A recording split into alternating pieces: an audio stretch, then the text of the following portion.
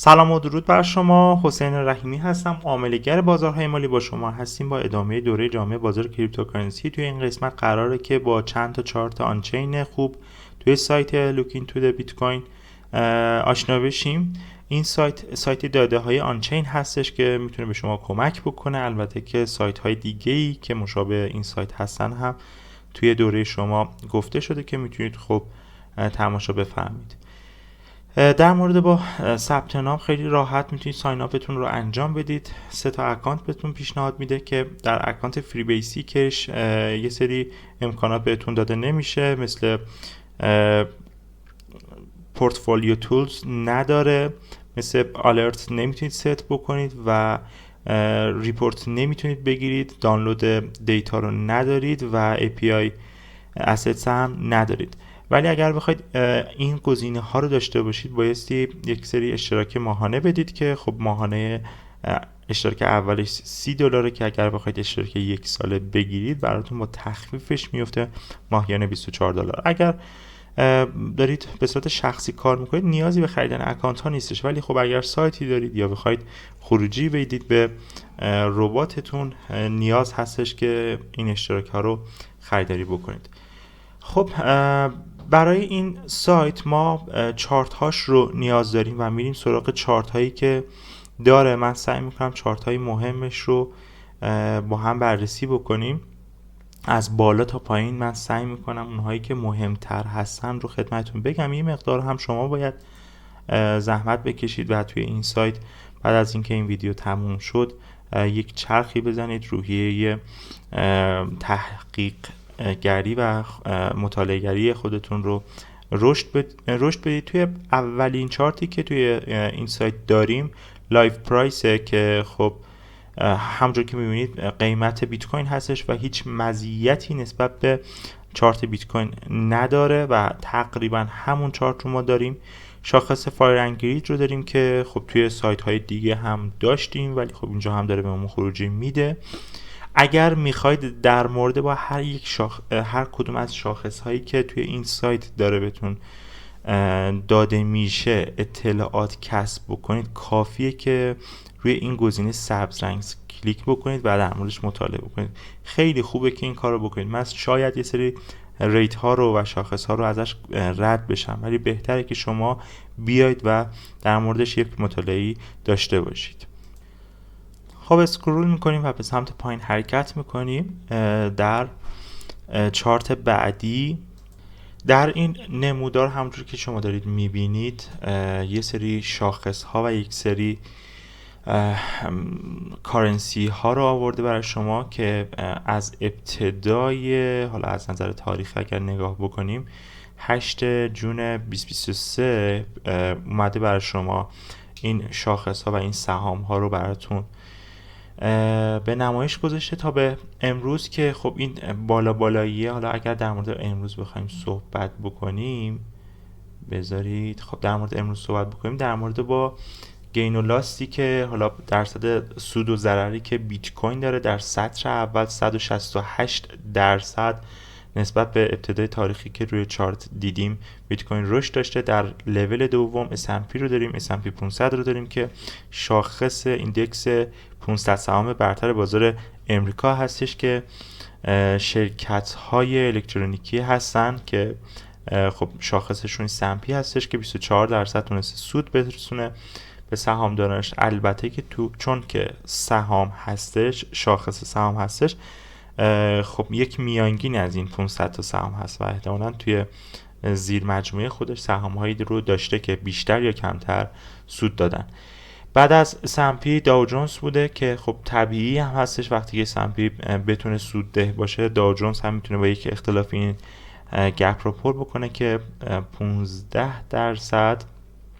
داو جونز تونسته سود دهی داشته. بعدش سهام اپل رو داریم که 10% تونسته نسبت به ابتدای چارت مثبت باشه و تسلا که 22% منفیه. خب این نمودارها و چارت ها میتونه برای شما جذاب باشه. همونجور که خدمتتون گفتم خیلی از این چارت ها به درد این میخورن که شما در صفحه مجازیتون یا سایتتون به نمایش بذارید و در موردش چند سطری مطلب بنویسید. میتونه جذاب باشه، میتونه هم خب برای خیلی از عزیزان جذابیتی به همراه نداشته باشه.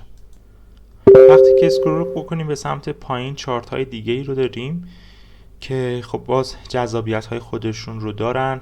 اینجا چارتی رو میبینیم که بین چارت قیمت بیت کوین رو میبینیم که بین چند تا شاخص که هر کدوم از این شاخص ها فرمولاشون در این قسمت نوشته شدن میتونید ببینید که به حالت یک بولینگریه و کانالی که سقف و کفش داره کار میکنه. این هم باز میتونه جذابیت خودش رو داشته باشه و درصد برد و باخت هم میتونه داشته باشه. 100% میتونه نباشه، ولی میگم تو محدوده هایی که به سمت کف هست همونجور که دیدید وقتی که کار کرده میتونید حالا به دیده این بگیرید که میتونه مثبت باشه برای قیمت بیت کوین و در محدوده های بالایی باند خودش میتونه نکته‌ای باشه برای نزولش.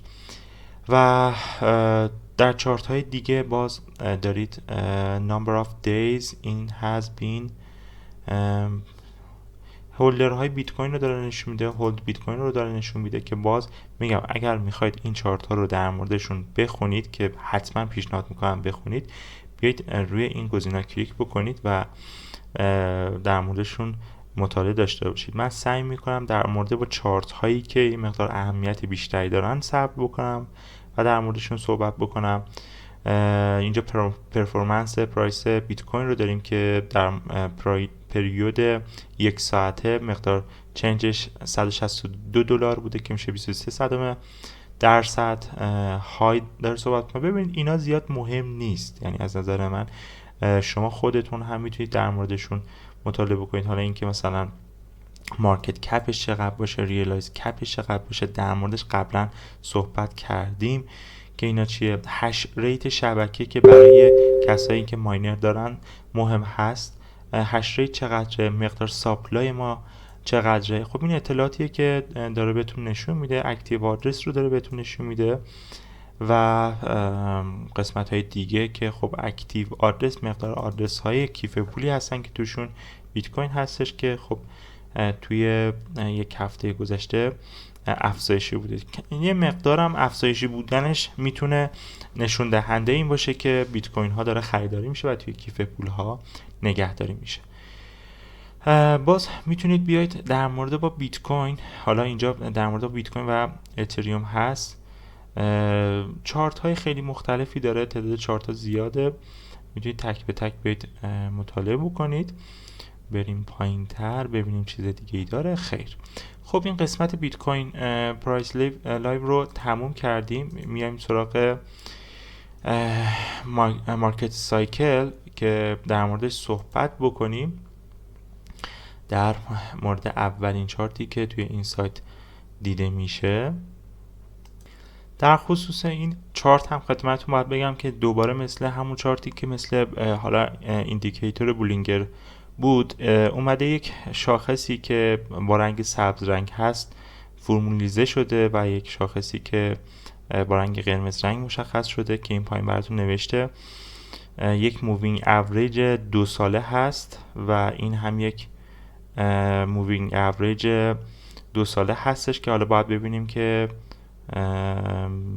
این یک ضریب 5 هم داره، یعنی خط قرمز رنگ یک ضریب 5 از مووینگ اوریج 2 ساله داره. یه چیز خیلی تقریبا معمولی هستش که از دو تا مووینگ اوریج اومده یک بولینگر ساخته. خب زمانهایی که قیمت و پرایس بیت کوین اومده مووینگ سبز رنگ رو به سمت پایین بریک اوت کرده و شکست کرده، میتونسته فرصت‌های خریدی باشه و در معکوسش هم به همین صورت بوده، یعنی در فرصت‌هایی که بیت کوین باند بالایی رو و مووینگ اوریج قرمز بالایی رو به سمت بالا بریک اوت کرده، موقعیت خروجی و سیو سودی برای بیت کوین بوده. اینجا شما میتونید حالا برای اکانت بیسیکش روشن نیست، ولی میتونستید حالا فکر میکنم توی اکانت های دیگهش تایم فریمش رو عوض بکنید یا لانگ شورتش رو تغییر بدید یا خروجی و ریپورت هم بگیرید که اینجا این امکان رو به ما نمیده. برای چارت بعدی هیت مپی هستش که از مووینگ اوریج 200 هفته‌ای احتمالاً بیت کوین هستش که دارید میبینید. رنگ بندی این دایره ها رو بر اساس نزدیکی و دور بودن به این مووینگ اوریج بنفش رنگ کدگذاری شده که در تصویر دارید میبینید که نزدیکترینشون این رنگی هستش که دارید میبینید و دورترینشون قرمزی هستش که دارید میبینید. خب باز هم اینجا به ما داره نشون میده که خب ما وقتی که یک مووینگ اوریج 200 هفته‌ای داریم از بیت کوین، معمولا اینجوریه که مووینگ اوریج خاصیت آهنربایی داره و وقتی که قیمت خیلی فاصله میگیره میتونه دو تا اتفاق بیفته، یا بیت کوین برگرده به مووینگ اوریج یا شروع بکنه به رنج زدن و مووینگ اوریج نزدیک به قیمت بشه. پس شما میتونید زمانی که خیلی فاصله گرفتیم از مووینگ اوریج 200 هفته‌ای دو تا تحلیل بدید یا دو تا دیدگاه داشته باشید که یا بیت کوین باید اصلاح بکنه به مدت طولانی چون که تایم فریم ویکلی هستش، یا اینکه میتونید بگید که بیت کوین میتونه برای مثلا ماه‌های آینده رنج بزنه، چون باید یکی از این دو تا اتفاق بیفته، یا باید رنج بزنه که مووینگ خودش رو برسونه، مثل اینجا ببینید اینجا شده رنج زده، هفته ها رنج زده، حتی نگاه بکنید از این نوکش که 2013 بوده تا حدودا نزدیک شاید 4 ماه رنج زده تا این مووینگ خودش رو برسونه و بعد از اینکه استراحت کرده یا به اصطلاح گام حرکتش رو اینجا پر کرده تونسته یک لگ دیگه به سمت بالا حرکت بکنه. این نمودارها رو شما میتونید همونجور که خدمتون عرض کردم هم مطالعه بکنید، همین که در موردشون توی سایت هاتون بنویسید، ولی اونقدر یه سریشون اهمیت ندارن برای ما به عنوان یک تریدر و من سعی میکنم اونهایی که بیشتر اهمیت دارن رو در موردش صحبت بکنم. باز اینجا یک نموداری هستش که این خط وسط رنگ احتمالاً شاخصی هست استاک فلو که اوریجی از 365 روز هستش که داره بهتون نشون میده، یک میانگینی هستش که داره بهتون نشون داده میشه که زمانی که قیمت میاد زیر این میانگین خب فرصت های خرید هستش، مثل این قسمتی که سبز رنگ هست و قسمت هایی که بالای مووینگ هست و بالای این اوریج 365 روزه یا یک ساله هستش موقعیت سیو سود هست، داره بهتون نشون میده که خب توی یه سری از بازهای زمانی تونسته این شاخص خوب کار بکنه و درجه اهمیت این شاخص ها و اینکه چقدر میتونن مهم باشن زمانی اتفاق میفته که شما به عنوان یک تریدر بشینید و معمولا باید یکی دو روزتون رو فوکوس بکنید و بیاید چه میدونم 50 تا یا 60 تا از این ریت ها رو بذارید در کنار هم، زمانی که از این 50 تا 40 تاشون سیگنال فروش میدادن اون موقع شما میتونید پیش بینی نزول بیت کوین رو با احتمال و درصد بالایی بدید. در مورد با فاریان گرید هم دارید اینجا میبینید شاخص ترس و طمع که هر موقع قیمت بیت کوین ریخته یعنی اصلاح خوبی داشته شاخص تونسته ترس رو نشون بده که خب معمولا فرصت های خوبی هست. زمانی که ما در فاز گرید بودیم و در فاز خوشحالی خیلی زیاد بودیم جاهایی بوده که بازار اصلاح خودش رو انجام داده. ببینید دقت بکنید این شاخص ها 0 تا 100 نیستن، یعنی نمیتونن قطعی با یک شاخص شما بگید کامل بازار میره بالا یا نه. دقت بکنید اینجا کامل سبز بوده و شما اگر شروع میکردید به سیو سود از این رالی که اتفاق افتاده جا میموندید.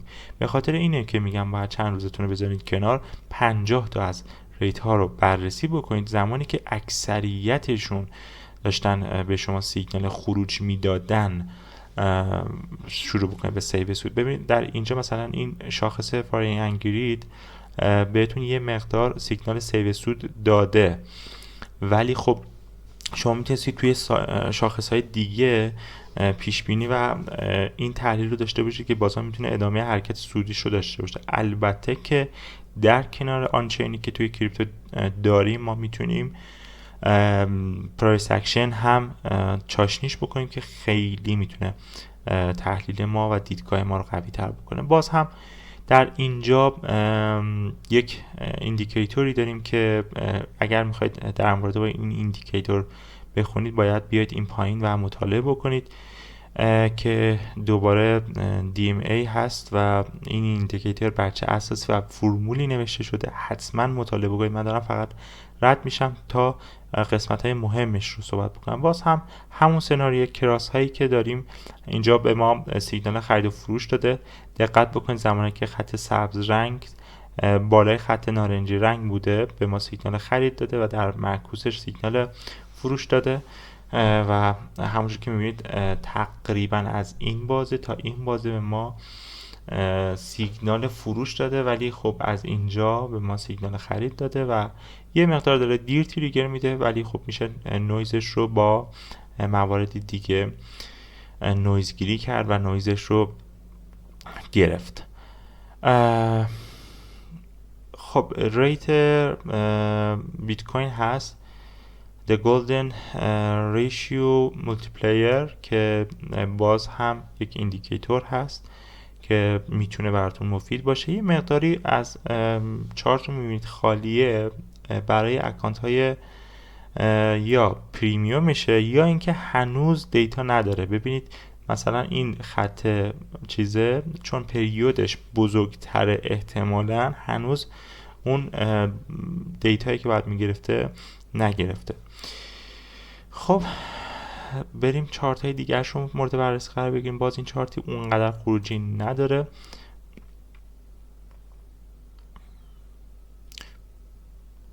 یه مقدار اینترنت هم یاری نمیکنه. ببینید نموداراش اکثرا وقتی که اینجوری هستن اکثرا دارن یه حالت بولینگر مانند و یک حالت چنل مانند بهتون نشون میدن که خب قسمت های پایینی فرصت های خرید اینو توی چند تا چارتش دیدیم و قسمت های بالایی میتونه فرصت های سیو سود باشه که خب در حال حاضر مثلا طبق این چارتی که داریم میبینیم بیت کوین توی موقعیت های خوبی قرار داره، یعنی توی رنگ سبز رنگه و خب توی زمانهایی که توی خط سبز رنگ بوده فرصت های خریدی برای ما گفته. ببینید خودش هم اینجا گفته که اینجا توی قسمت بای هستیم و توی قسمت حالا قرمز باید بفروشیم، توی قسمت زرد مثلا هولد باید بکنیم و الی آخر.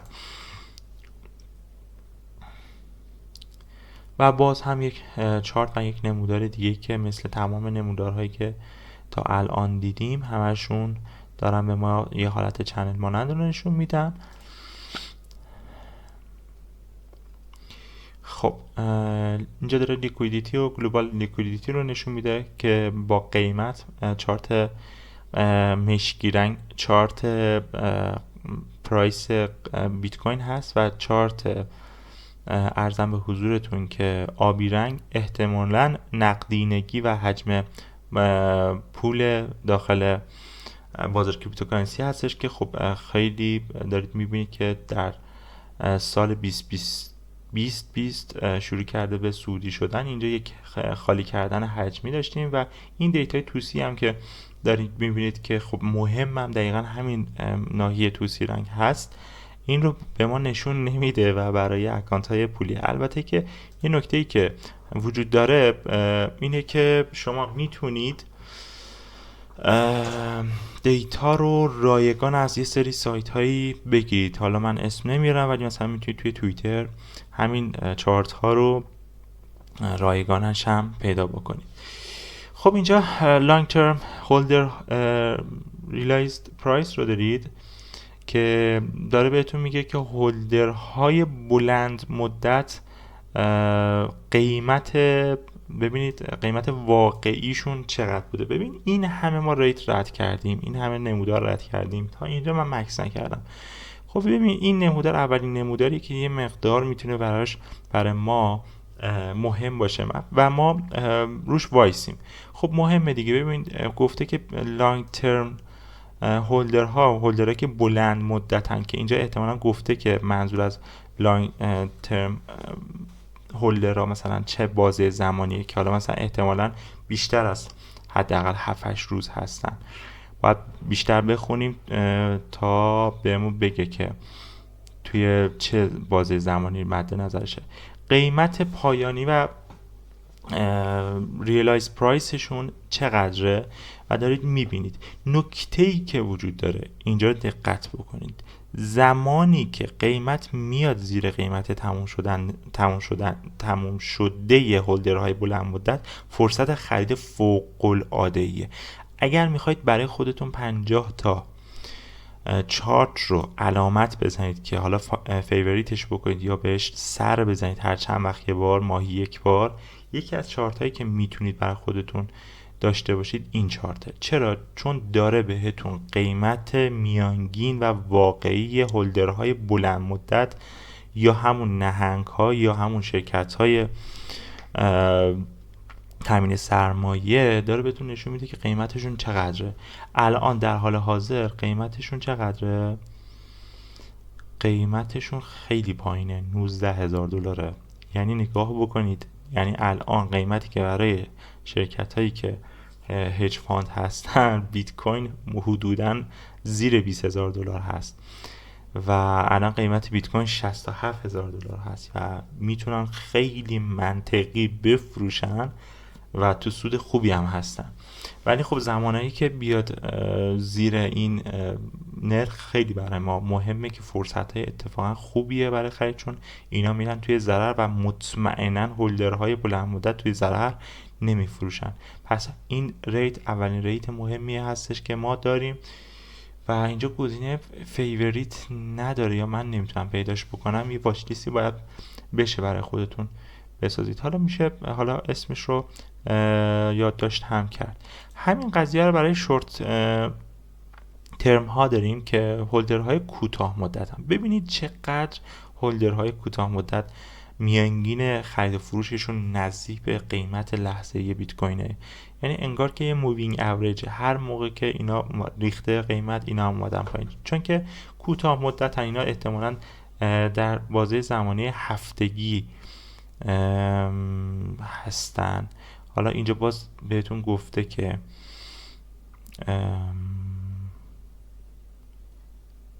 کمتر از 155 روز که میشه 3 4 تا 12 5 تا 15 تا حدودا 5 ماه، کمتر از 5 ماه. یعنی هولدرایی که لانگ ترم هستن بیشتر از این بازه زمانی بیت کوین های خودشون رو نگه می‌دارن.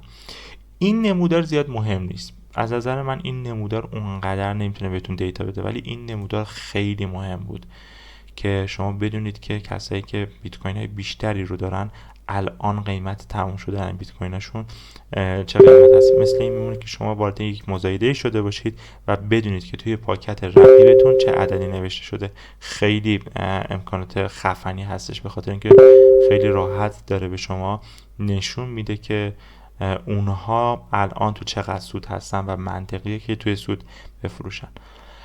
و اینجا دوباره دارید یک اندیکیتور میبینید که دوباره یک مووینگ اوریج 350 روزه از قیمته که این محدوده سبز رنگ رو داره نشون میده، یا این خط سبز رنگ مووینگشه.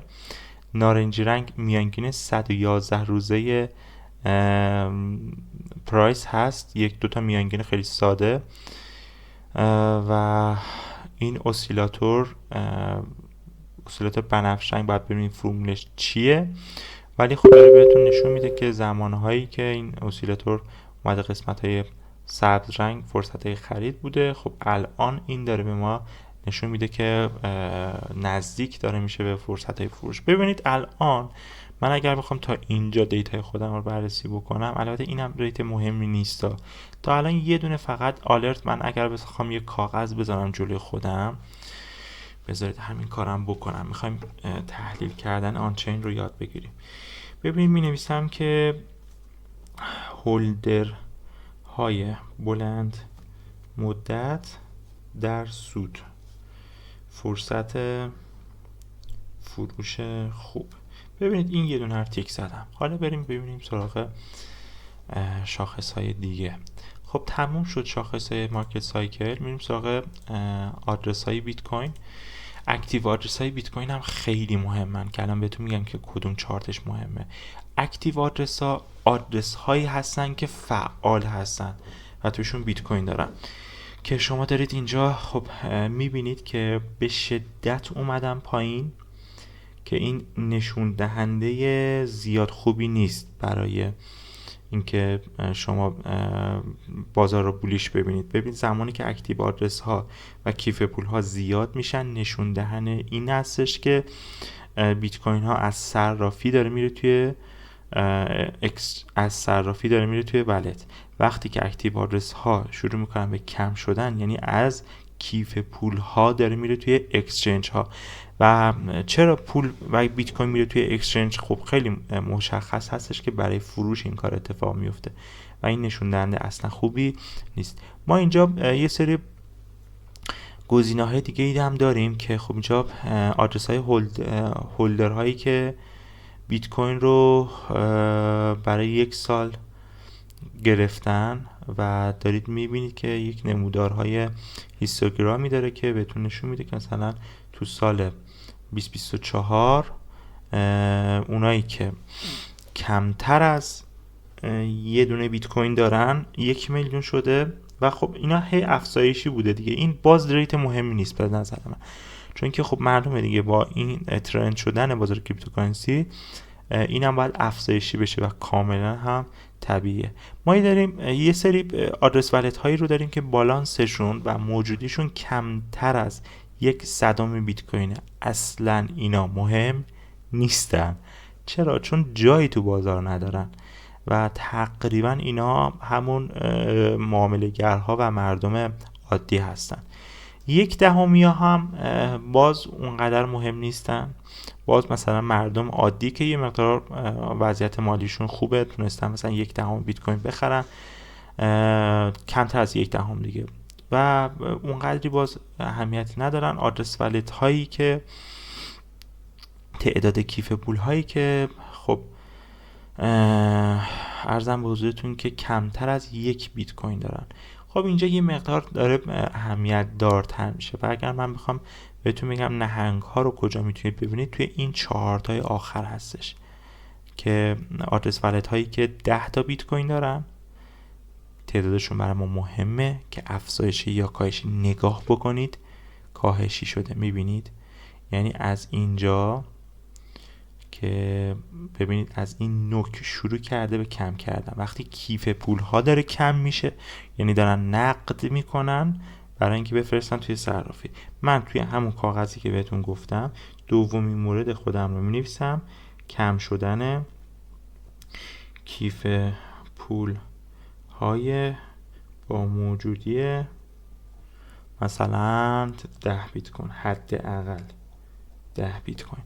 این دومین نموداری هستش که میتونه برای شما مهم باشه.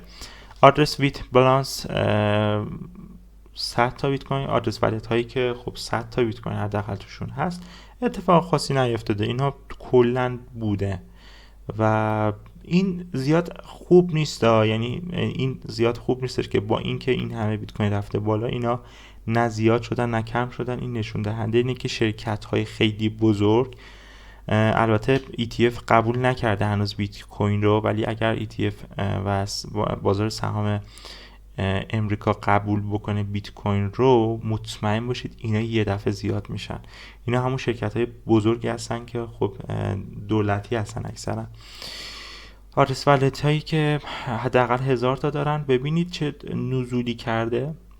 یعنی در اینجا که افزایشی بوده ولی خب از این بالا شروع کردن خالی کردن، اینجا یه ذره زیاد شده، الان دوباره دارن کم میکنن. ببینید نکته‌ای که وجود داره، دیدگاه و نحوه خریدن بیت کوین در آدرس والت هایی که مثلا این حجم بیت کوین رو دارن، یه مقدار تحلیلی کردنشون سخته. ببینید شما نمیتونید برای خرید بانک های بزرگ و شرکت های بزرگ زیاد دلیل و هدف مشخصی رو بیارید. وقتی که یک کشوری مثلا مثل کشور السالوادور شروع میکنه به بیت کوین خریدن، خب نمیاد 10 تا بیت کوین بخره، 2 تا بیت کوین بخره، میاد مثلا 100 تا 1000 تا بیت کوین میخره. خب اینو شما نمیتونید بگید که مثلا این به خاطر اینه که نوسان میخواد بگیره. نه، این تصمیمش یک تصمیم سیاسیه و داره بر اساس حالا یک سری نیازهایی که توی کشورش داره که کشوری هستش که توش خب خلاف زیاد هست و به خاطر یه سری مسائل این کارو میکنه. یه ذره سخته فهمیدنشون، یعنی میگم که این ریت ها اونقدر هم آسون نیستش که بخواید راحت تحلیلشون بکنید. ببینید در این چارت هم نگاه بکنید که دقیقاً از ATH که بیت کوین زد که شروع کرد به ریختن، ATH رو که بیت کوین زد شروع کرد به ریختن، یا از اینجایی که شروع کرد به زیاد شدن، همینجور نهنگا شروع کردن به فروختن. این خالی کردن کیف پول ها نشون دهنده پر کردن اکسچنج ها هست و پر کردن اکسچنج ها هم به منزله فروش بیت کوین ها و تبدیلشون به دلار هستش. ببینید تو طول این مسیر و تو طول این رنج اومدن فروختن و اینجا شروع کردن به خریدهای خودشون. یعنی بعد از اینکه اصلاح شروع کرده اتفاق بیفته و مردم وارد ترس شدن و مردم عام شروع کردن به فروختن، اینا شروع کردن به خریدن و اوج خریدشون رسیده به کف تاریخی که کف تاریخی نیست، کفی که حالا توی یک سال گذشته کف پایین تر هست، شروع کردن به خریدن و بعد از اینکه بازار رفته بالا شروع کردن کم کم فروختن. ولی فروششون هنوز به این، ببینید شما بعد از گذشته دیتا بگیرید دیگه، فروش وحشتناکی که میتونه مثلا بازار رو تکون بده به سمت بالا ببره یا به سمت پایین، انقدر باید تعداد باشه. شما میتونید این سقف و منهای این کف بکنید، تعداد آدرس هایی که بوده رو در بیارید. ببین این بالا چند تا آدرس بوده؟ 113 تا بوده. این پایین چقدر شده؟ 80 تا. یه چیزی حدود 30 و یه دونه آدرس 32 تا 33 تا. خب یعنی 33 تا دونه آدرسی که موجودیشون 10,000 تا، حداقل 10,000 تا بیت کوین بوده، تونستن کل بازار کریپتوکارنسی رو تکون بدن. ببینید وقتی که توی دوره ها میگم بازار کریپتوکارنسی حجمش کمه، به خاطر همینه ها. یعنی 30 تا نهنگ کنار هم جمع میشن یا اصلا کنار هم جمع نمیشن، تصمیم میگیرن خالی بکنن. اینا خالی میکنن، کل بازار کریپتوکارنسی به هم میریزه و اصلاح میکنه. اینو تصمیم میگیرن بخرن، کل بازار میره بالا و اصلا موجودی کمی نیست و خب خیلی زیاده. خب میرسیم سراغ پرفورمنس آدرس هایی که توی پروفیت و سود هستن که این هم باز میتونه ریت مهمی باشه.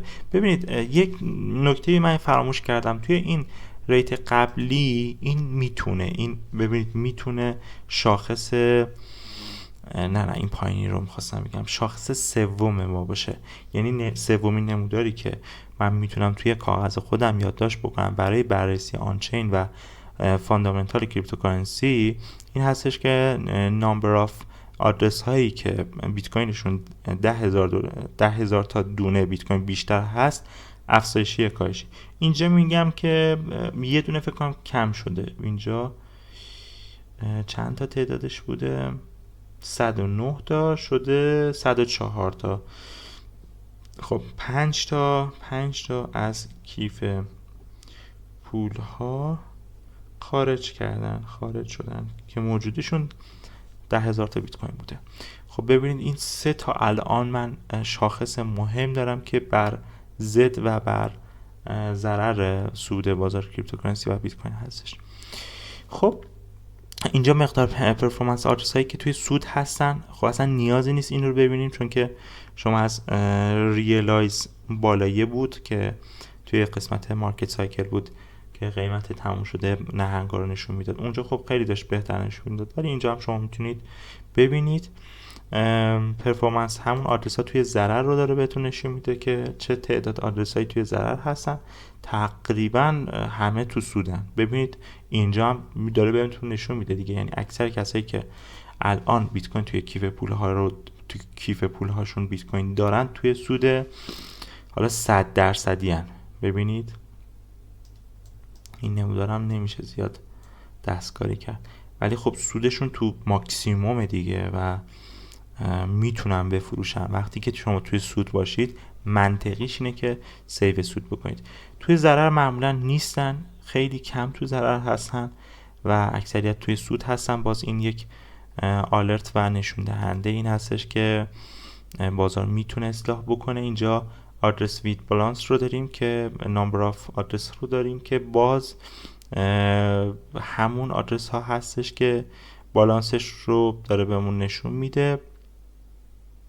فکر میکنم من اشتباه زدم، یعنی اینا رو دیده بودیم. پرفورمنس آدرس پروفیت رو داشتیم، آدرس وید. خب اینو اومده بر اساس دلار گفته دیگه، حالا فرقی هم نمیکنه که بر اساس دلار شما بخواید اینا رو بررسی بکنید یا بر اساس بیت کوین.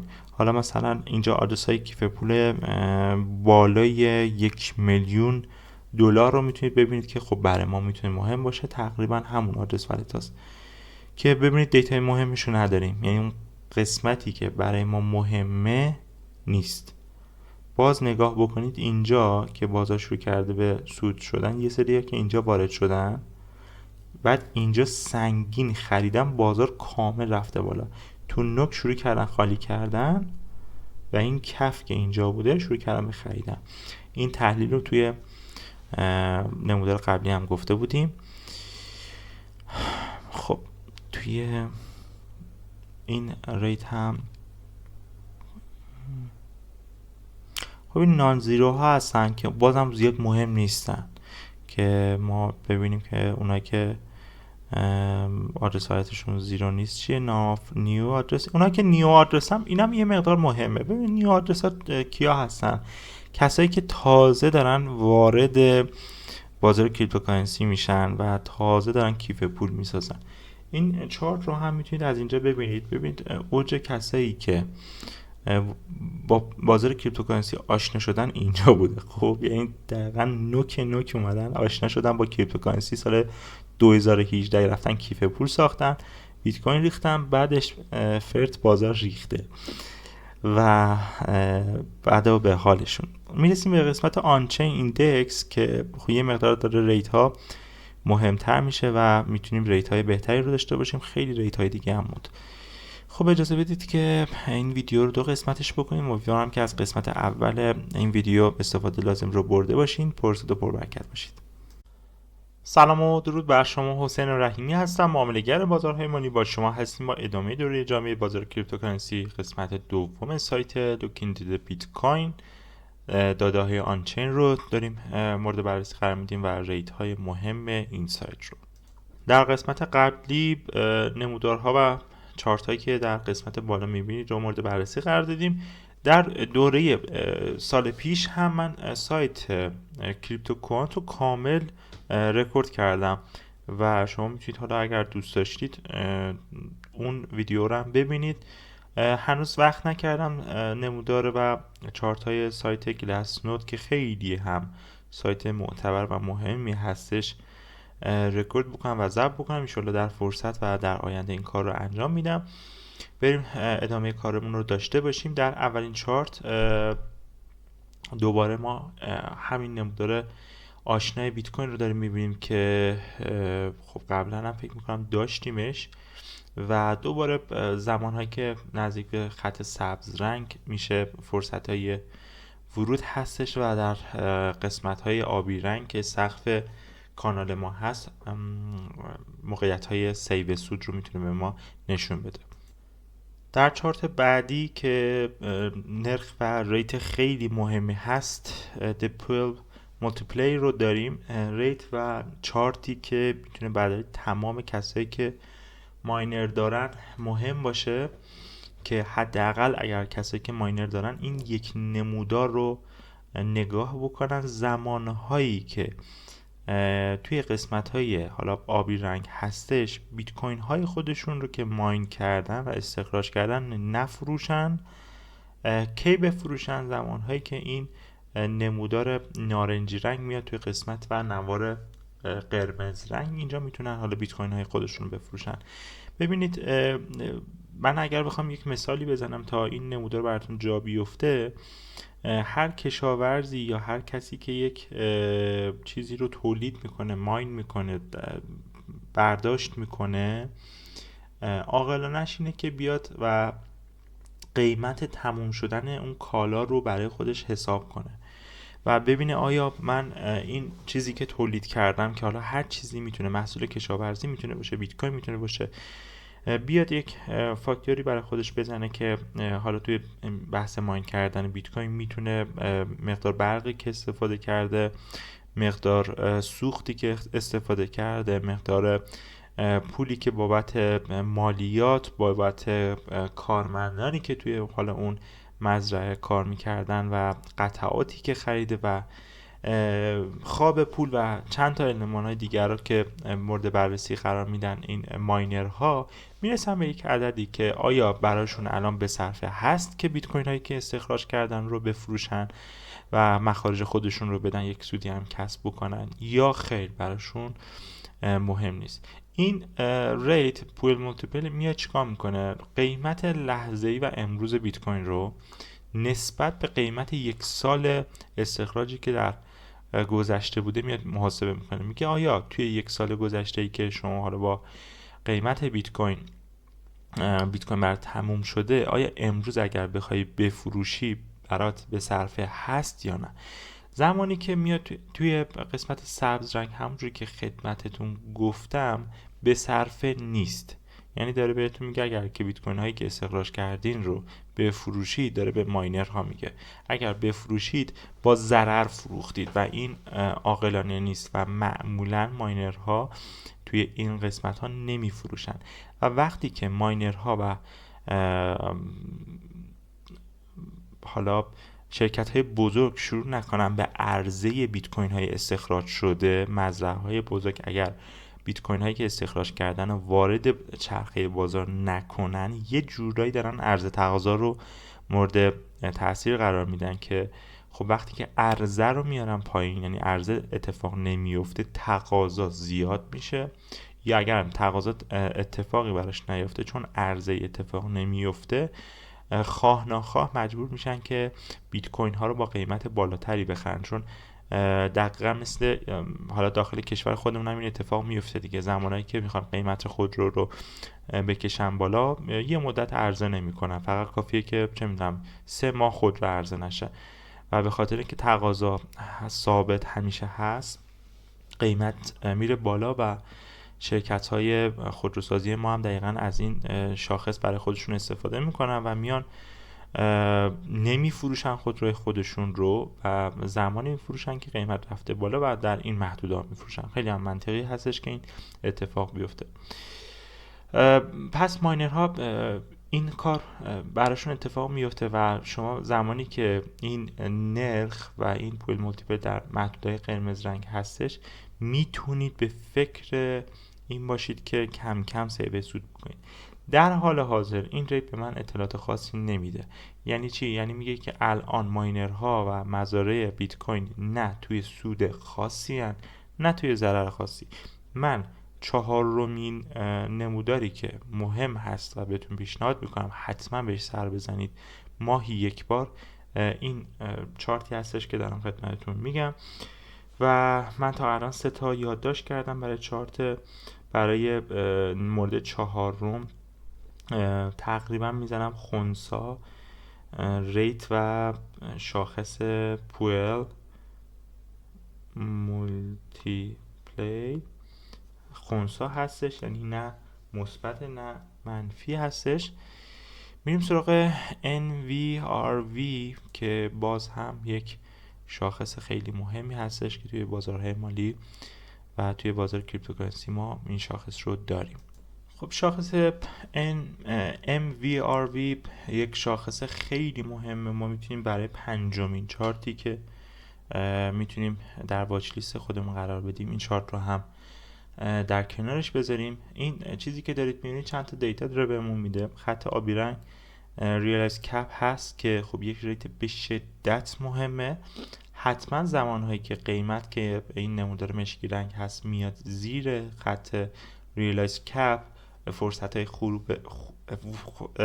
فرصت های توپق زدم. فکر میکنم که فشار خیلی دارم به خودم میارم، امروز خیلی کار کردم و معذرت میخوام. فرصت های ورود و سرمایه گذاری خوبی هست. دقیقا زمانی هستش که خط Z اومده توی قسمت سبز رنگ و داره بهتون $2 میده که فرصت ورود خوبی رو میتونید داشته باشید.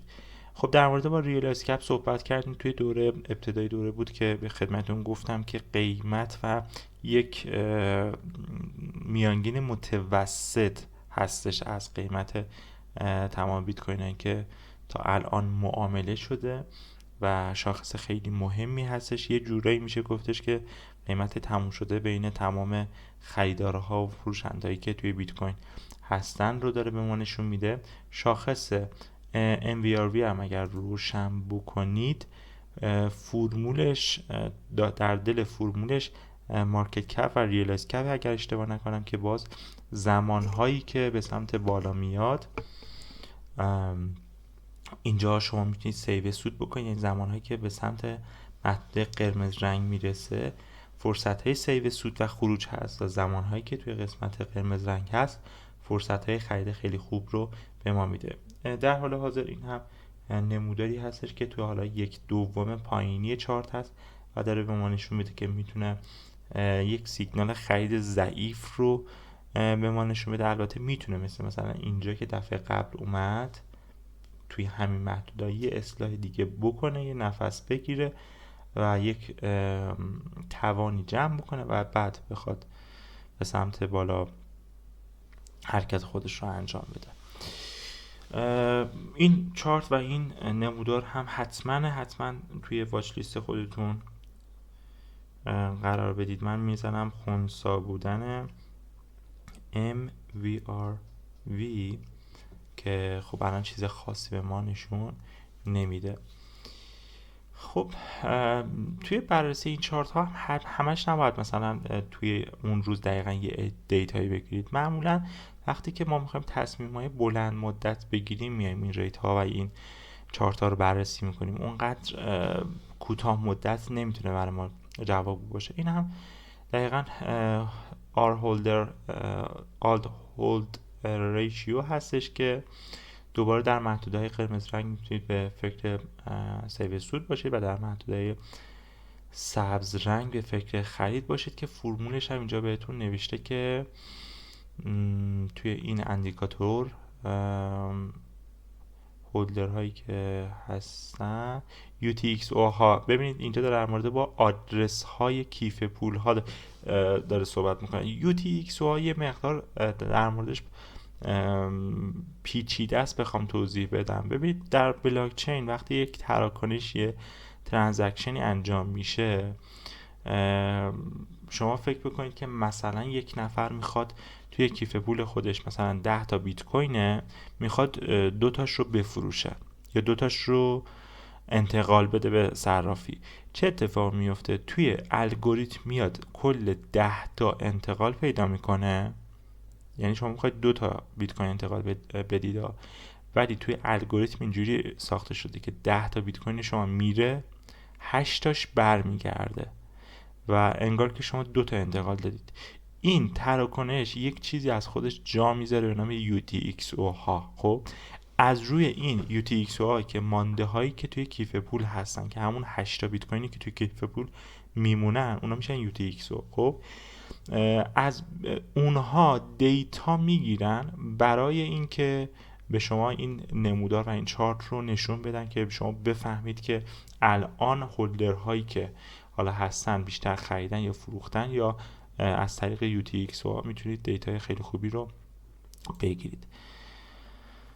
خب چارت بعدی در مورد با مقدار سود و ضرر و net unrealized profit loss رو داره بهتون نشون میده که باز چارت قشنگی هستش که داره با خط آبی رنگ نشون میده. زمانی که خط آبی رنگ میاد توی محدوده سبز رنگ داره بهتون نشون میده که فرصت های خرید هست. هرچقدر به سمت گرید و سود نزدیک بشه نشون دهنده این هستش که شما میتونید سیو سودتون رو انجام بدید.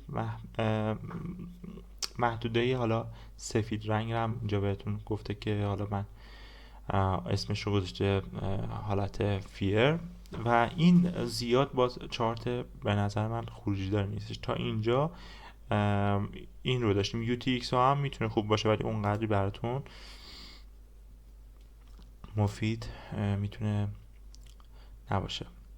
ریسیو ریسک رو داریم که باز همون تعاریف رو داریم، چیز خاصی نداره، الان تو محدوده خرید هستش و میتونید حالا چیزایی که المان هایی که این بالا به کار برده رو ببینید. پرایس بیت کوین مشکی رنگ MVOCD رو داره با آبی رنگ نشون میده که اگر میخواید ببینید فرمولش چیه این پایین براتون کامل شرح داره که چه جوری اومده حساب کتابش رو انجام داده و هولد بانک رو داره و ریسیو ریسک رو داره.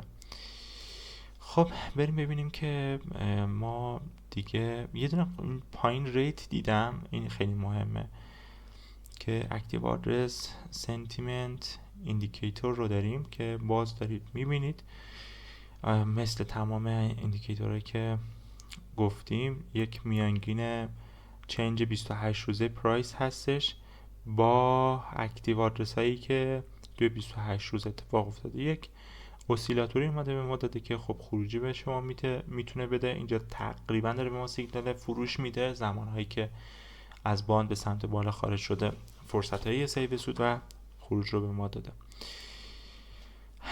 اینجا ما ادوانس NVT سیگنال رو داریم که باز هم همون تعریفه. ریالایز پرایس رو داریم. ببینید ریالایز پرایس رو تا الان چند بار داشتیم، یعنی توی زیر مجموعه شاخص‌های دیگه بوده.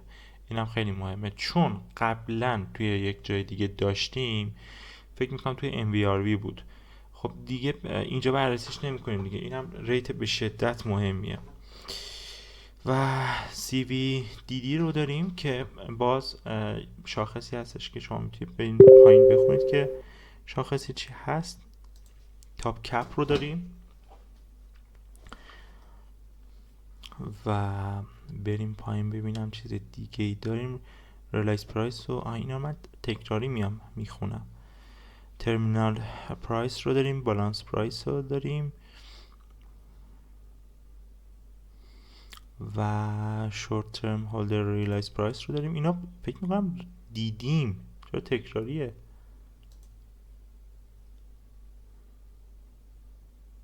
اینا دیدیم.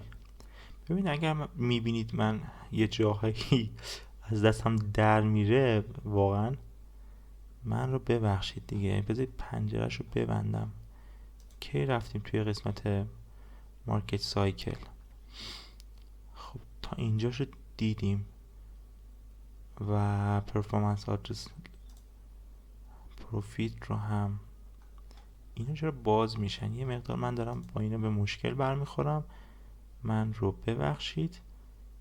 احساس میکنم اینا تکراری هن.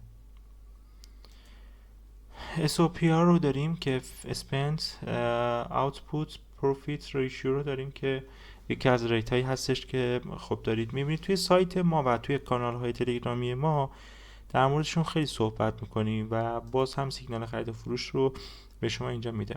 آنچین موومنت رو داریم که ببینیم اینجا کدومش مهمه. هولدر هایی که بیشتر از یک سال هستن، هولدر های 5 ساله 10 ساله، داره بهتون نشون میده که الان هولدر های بیت کوینی که بیشتر از یک سال بودن کاهشی بودن، یعنی دارن دیگه میفروشن. اونایی که 5 سال هولدر بودن چیکار دارن میکنن؟ اونا هم یه ذره فروختن. اینا توی آدرس کیف پولاشون هم مشخص بود. این عزیزانی که 10 سال هم کیف پول داشتن این هم یه مقدار یه کوچولو فروختن. ریالایز کپ هولدر ها رو دارید میبینید که یه هیت مپیه که خب زمان هایی که قیمت در محدوده سبز رنگ میاد وضعیت تقریبا اوکی هستش. بریم پایین کوین دیتس ببینیم اینجا چی. لاین ترم هولدر ساپلای رو داریم که مقدار موجودی کیف پول های لاین ترم رو داریم که داره بهتون نشون میده. تقریبا این دیتا رو چیزش داشتیم، مشابهش رو داشتیم. لهجه پیدا کردم، تیک پیدا کردم، توپو هم دارم میزنم دیگه. شما ببخشید دیگه. خب شاخص هایی که در مورد با ماینر هستن، در مورد با دپول مولتیپلای صحبت کردیم. در مورد با ببینید خودش میپره. الان فهمیدم مشکل از من نیست، این به محض که روی اون کلیک میکنیم میاد روی این، بعد من فکر میکنم ریت بعدی اینه، به اشتباه میفتم. بیت کوین هش ریت که مربوط به شبکه بیت کوین هست و هر چقدر هش ریت بالاتر بره در مورد با سرعت تراکنش ها تاثیر میذاره. ریبون ایندکس رو داریم، اینا برای ماینر ها هستن که اگر ارزم به حضورت که ماینر هستید یا ماینر دارید، نه یکی دوتا عزیزان، 2 تا 3 تا 5 تا ماینر معمولا همه در همین حدن، اونقدر مهم نیست که حالا شما بیاید. ولی مثلا چه میدونم اگر دارید به یک شرکت و یک مزرعه‌ای مشاوره میدید به عنوان یک فرد متخصص، اینا رو باید بیاید بررسی بکنید. ماینر کارمزد ماینرها رو داریم اینجا که خب وقتی که تعداد ماینرها کم میشه کارمزدشون میره بالا. معمولا توی هاوینگ ها اتفاق میفته، همین چند وقت پیش هم هاوینگ بود، همونجوری که میبینید این اتفاق افتاد. و این شاخص ها مربوط به شاخص بازار فیوچرز هست، دریوتیوز. فاندینگ ریت رو اینجا میتونید ببینید. یادتون باشه توی آموزش صرافی خارجی در مورد با فاندینگ ریت که هر 8 ساعت این فاندینگ ریت با اون فاندینگ ریت فارکس فرق میکنه ها. اون نرخ بهره است، این نرخ اعمال 8 ساعتی هستش که داره بهتون نشون میده. حالا مثلا توی سایت گلاسنود و کریپتو کوانت اومده کار قشنگی کرده، فاندینگ ریت اومده توی 20 تا 30 تا صرافی بهتون نشون داده و اینجا خب نشون نداده، یه قشنگ نیست. این به چه دردتون میخوره؟ این سیگنالیه که شما میتونید تو روز بفهمید که الان مثلا بیشتر معاملات فیوچرز بای هست یا سل هست یا چقدر داره بهتون فاندینگ ریت اعمال میشه. یه جور سیگنال هست به این صورت که اگر فاندینگ ریت اومد به نفع فروشنده ها بود، یعنی اینکه بیشتر معامله گرا توی بازار فیوچرز دارن سل میگیرن. اگر اشتباه نگفته باشم، اگر دید دارن از بایرها حمایت میکنن، یعنی بازار خرسیه که دارن از بایرها حمایت میکنن. اگر دید از سلرها دارن حمایت میکنن، یعنی اینکه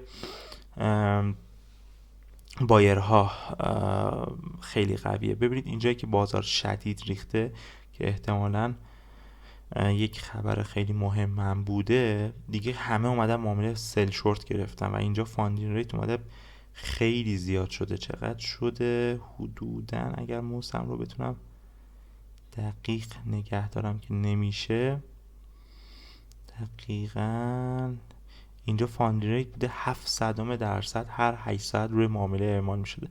ولی خب بیشتره دیگه، توی صرافی‌های رنکینگ پایین این 7 سوء استفاده میکنن، خیلی بیشتر هم اعمال میکنن. پس فاندینگ ریت رو میتونید اینجا ببینید و بریم سراغ نرخ‌های بعدی.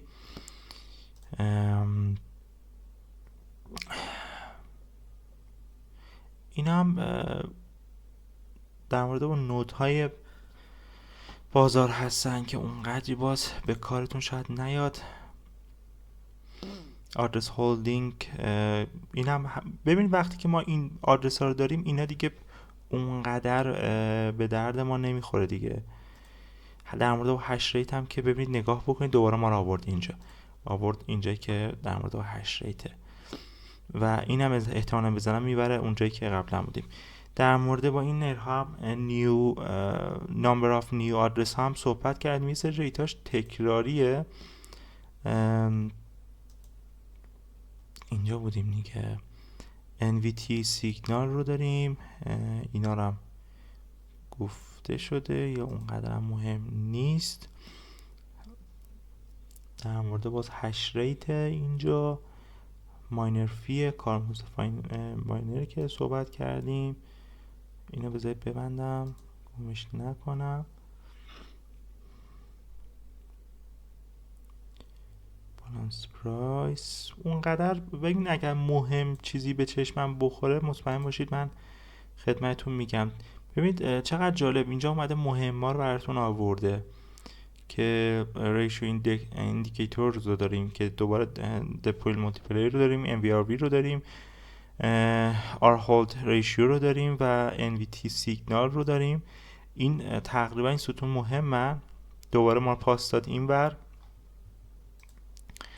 و موند فقط ستون آخرش. یه نکته که وجود داره، من ویدیو سایت کریپتو کانت پارسال رکورد کردم و فکر میکنم توی بعد از 1 سال خیلی تغییرات اتفاق افتاده و از سایت واقعا خیلی کامل تریه. اگر دوست داشتید ببینید، اگر حالا تونستم یه ویدیو کامل و به روزش رو رکورد میکنم. تقریبا تمام چارت هایی که توی سایت لوکینگ بیت کوین بود رو گفتیم و در مورد صحبت کردیم.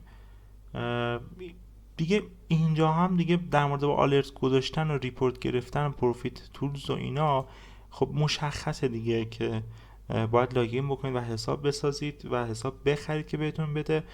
چیز مهم دیگه ای براتون نمیمونه. امیدوارم که همین دیتایی که بهتون گفتن که فکر میکنم 2 4 6 تا شاخص و چارت مهم داشت که توی این سایت بررسی کردیم.